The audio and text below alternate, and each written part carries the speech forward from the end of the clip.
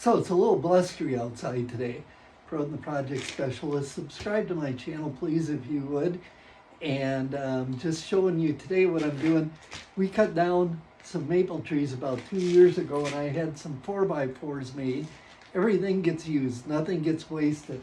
I cut the end off to square that up, and that piece will be used as firewood. And then what I'm going to do is I'm going to cut 6 posts, 45 inches, okay? And those are going to be my railing posts for inside the four-season room. I got a little bit of a bow in some of this, so I'll work around the bows. I got my propane tank, and I took the one propane heater from last year, hung that on the wall here so I get a little bit of heat in here.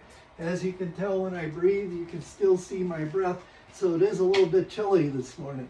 So I'm going to try to get 6 posts out of, I've got 4 beams here, and from there, then we're going to build our railing.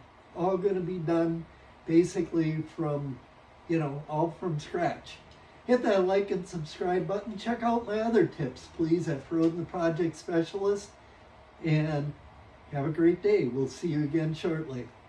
Okay, so I got one beam cut up. Perrodin, the project specialist again.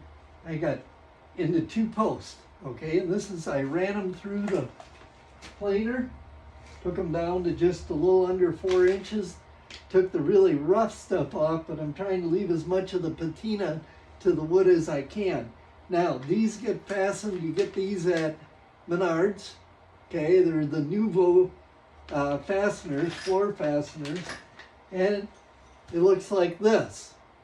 So this lands up, goes on the bottom here, and you screw this on to your post, and then there's holes around the outside, so you screw that into your floor.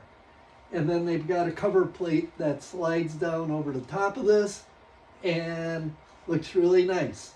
So that's how these are going on. Real happy with the way these came out this morning, running them through the planer a little bit. Nothing gets wasted, like I said.